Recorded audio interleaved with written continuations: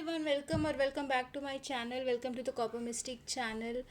आज इसके आप देख सकते हैं, ये मेरे पास टैरो डेक है। बहुत ही क्यूट सा ब्यूटीफुल सा टैरो डेक है और इसके द्वारा हम जानने की कोशिश करेंगे कि आपके सोलमेट कौन है, कौन हो सकते हैं, उनका नेचर, बिहेवियर, कैरेक्टरिस्टिक्स।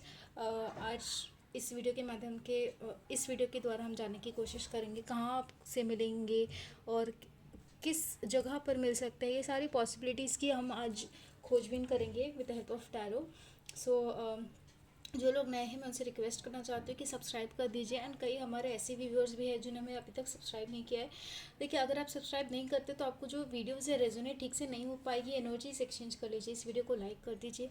कमेंट में आप एक मंत्र का जाप कर लीजिएगा जिससे एनर्जीज एक्सचेंज हो, पॉजिटिविटी हमें मिले, स्पिरिचुअली हम हमारे जो डोर्स है, एक ब्लॉकेज है, वो खुल जाए।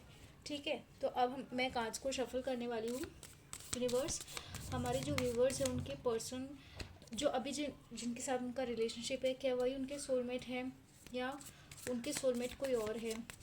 उनके फ्यूचर स्पाउस कौन होंगे? क्या उनके लाइफ पार्टनर और सोलमेट दोनों सेम है या डिफरेंट पर्सन है? क्या प्रॉब्लम्स आ रहे हैं? हमारे जो व्यूवर्स हैं उनकी प्रॉब्लम्स को दूर करने के लिए हमारी हेल्प कीजिए universe, please universe.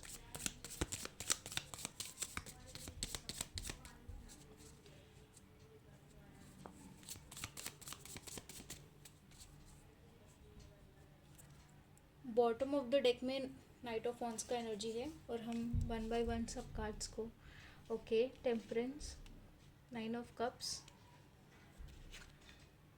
And the tower reverse. So जैसे कि मैं यहाँ पे देख पा रही हूँ, आपके जो सोलमेट है, आपके जो फ्यूचर स्पाउस है, वही आपके सोलमेट होंगे। ओके, सो अब जो लोग टैरो से ज़्यादा पहली बार जुड़े हैं, जिन्हें इतना नॉलेज नहीं है, तो मैं आप सबको बता दूं कि देखिए, कभी कभी क्या होता है ना कि हमारे सोलमेट एंड हमारे स्पाउस ज़रूरी नहीं कि दोनों सेम पर्सन हो। जैसे कभी कभी हमारे बेस्ट फ्रेंड हमारे सोलमेट होते हैं, बट अनफॉर्चुनेटली हमारे स्पाउस हमारे लाइक सोलमेट नहीं हो पाते। So there is a difference between the two of the things. मुझे आपके पर्सन से काफ़ी फेमिनाइन एनर्जीज आ रही है। ठीक है, जैसे कि उनके अंदर एक काफ़ी केयरिंग उनका नेचर होगा। जो आपके सोलमेट है, वो आपके मन की बात जान लेंगे।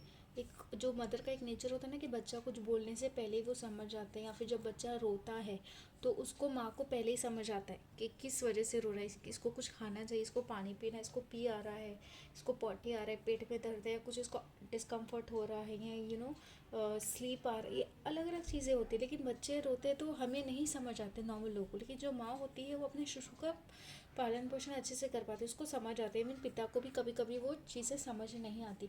सो इस वजह से टेम्परेंस का एनर्जी, मुझे उसके ये कार्ड से मुझे वो फेमिनाइन एनर्जी फील हो रहा है आपके सोलमेट का। आपके सोलमेट एक तरीके से ना अच्छी अकम्पलिश्ड पर्सन होंगे spiritually. May be this is the reason कि वो आपको और अच्छे से डीपली समझ पाएंगे, बिकॉज उनका एक अकम्पलिश्ड रहेगा, एक जर्नी उनका ऑलमोस्ट ख़त्म होने पे है स्पिरिचुअली। लाइक वो ऑलमोस्ट टॉप मोस्ट पोजिशन पे है वो। जो हमारा स्पिरिचुअल जर्नी कभी कभी लोग काफ़ी लेट स्टार्ट करते हैं, कुछ लोग तो स्टार्ट ही नहीं करते, और कुछ लोग ऐसे स्टार्ट करके अधूरा छोड़ देंगे, या स्पिरिचुअल जर्नी को इतना रिस्पेक्ट नहीं देते। बट आपके पर्सन का ऑलमोस्ट टॉप मोस्ट पोजिशन पे है। So that person could be a psychic as well, कि उस वजह से वो आपको अच्छे से, और आपको अच्छे से एक्चुअली समझते भी। ऐसा नहीं कि साइकिक क्या ये स्पिरिचुअल पावर्स है इसके लिए, बट आपका डीप कनेक्शन है। That's what makes you both guys very much compatible with each other. That's what makes you soulmate, because soulmates are like this. Highly possible है कि आपके जो पर्सन है हनुमान जी के भक्त है। फॉर दिस रीज़न ना कि आपका ये रिलेशनशिप, उनके साइड से कमिटमेंट इश्यूज आ रहा है, वो उतना कमिट नहीं कर पाते हैं, एंड अनस्टेबिलिटी है, सैडनेस है आपके रिलेशनशिप में ना, एक अनस्पोकन सैडनेस है। झगड़ा है, कुछ ऐसा एसेट हुआ नहीं है आप लोग का, कुछ ऐसा हुआ नहीं कि आप लोग बोल सके कि इस वजह से हमारे बीच में कुछ प्रॉब्लम्स आई है। अभी तक आप दोनों को भी समझ में नहीं आ रहा है कि क्या हो रहा है। दोनों भी सैडनेस में है, दोनों ही खींचे खींचे है, लाइक रुके रुके हैं एक दूसरे से इंडिविजुअली भी। ये सारी प्रॉब्लम्स आ रही है आपकी रिलेशनशिप में।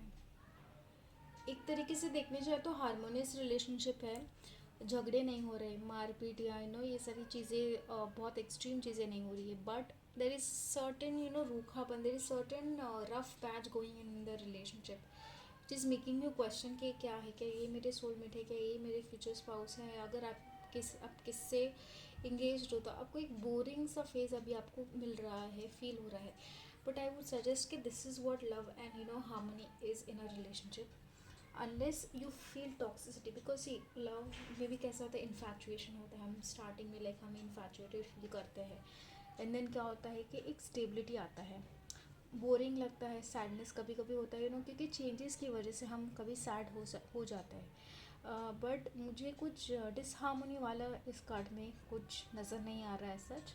तो डिसहार्मोनी तो नहीं है, हार्मोनियस ही रिलेशनशिप है।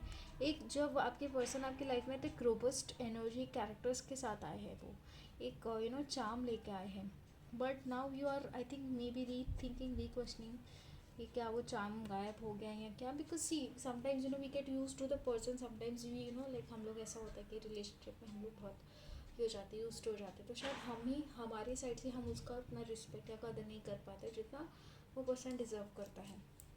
सो ये सारी चीज़ें हो सकती है, प्रोबेबली स्पिरिचुअली भी हो सकता है कि आपके पर्सन कुछ अभी रिसेंटली कोई स्पिरिचुअल चीज़ में इन्वॉल्व हो चुके हैं, एंड उस वजह से भी वो एक मैरिड लाइफ या एक रिलेशनशिप को उतना भाव नहीं दे रहे कि नहीं अब तो स्पिरिचुअलिटी में चले गए, तो अब तो but this is not how it works. अगर आप स्पिरिचुअलिटी में है then you have to devote everything. एक आपको अगर फैमिली भी है तो फैमिली को भी सब पूरा साथ में फिर डिवोशन दिखाना पड़ता है। एक इंडिविजुअल का अगर कुछ फैमिली है, वो अपना फैमिली को छोड़ के ये सारी चीज़ें नहीं कर सकती, बिकॉज अगर आपने फैमिली स्टार्ट किया है तो आपको पता होगा कि इमोशनली और फाइनेंशियली आपको प्रोवाइड करना रहता है, इरिस्पेक्टिव ऑफ जेंडर में बात कर रही हूँ, ठीक है। कोई जेंडर स्पेसिफिक बात नहीं कि मेल को ही प्रोवाइड करना है, फीमेल को भी प्रोवाइड करना है, नो ऐसा नहीं है, दोनों को भी इमोशनली फाइनेंशियली अपने रिलेशनशिप में इनपुट देना रहता है। बट यहाँ इस केस में मुझे ऐसा फील हो रहा है कि थोड़ा रुकाव ठहराव आ चुका है।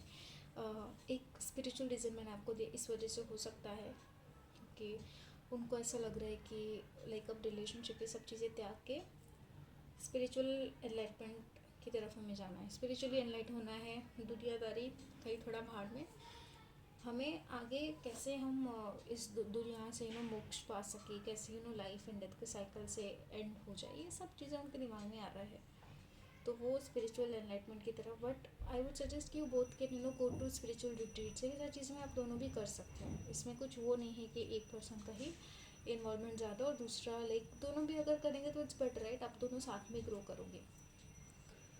यहाँ पे ना थोड़ा सा बैलेंस का कमी है आप लोग के रिलेशनशिप में। बैलेंस का कमी कैसा मालूम है कि आप ज़्यादा इनपुट दे रहे हो, सामने वाला उतना इनपुट नहीं दे रहा है, ठीक है। This kind of their is imbalance, आपको उसके लिए मैच्योरिटी दिखाना पड़ेगा, सामने वाले को भी मैच्योरिटी दिखाना पड़ेगा। अगर वो नहीं है तो may be you can involve like कोई काउंसलर, फैमिली काउंसलर और सम फ्रेंड जिससे आप डिस्कस कर सको, जिससे आपके पर्सन को कुछ ऑफेंड ना हो, राइट, बिकॉज आप दोनों का रिलेशनशिप का बात है और थर्ड पर्सन को इन्वॉल्व करना हमेशा अच्छा बात नहीं होता है।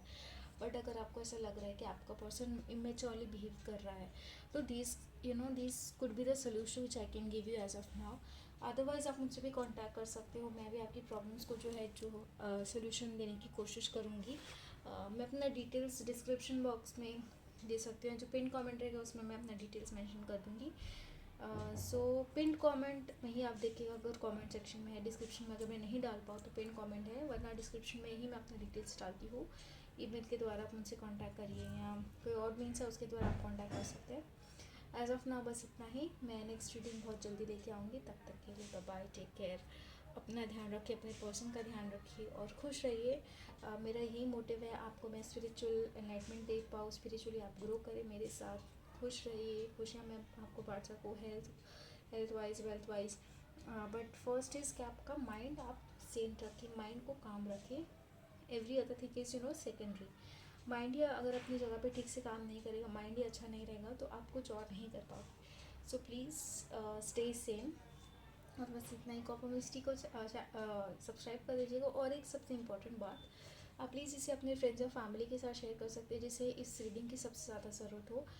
बिकॉज कभी कभी ऐसा होता है कि कोई पर्सन को कोई तो चीज़ की ज़रूरत होती है, उसे कोई ना कोई वे से मैसेज मिल जाता है, और मेरा बस यही मकसद है कि उन्हें लोगों को मेरा मैसेज मिल जाए, जिससे उन्हें क्लैरिटी आए उनके डिसीजन मेकिंग में, डे टू डे लाइफ के डिसीजन मेकिंग में, और एक जनरल डिसीजन मेकिंग में। इसकी वजह से मैं आपको बस कहती हूँ कि आप शेयर कर दीजिए, क्योंकि क्या पता किसको इसकी ज़रूरत हो और किसको इससे रेजोनेट और रेजोनेट हो जाए मेरी रीडिंग, या कोई मैसेज लाइफ चेंजिंग चीज़ उन्हें मिल जाए। सो बस इतना ही।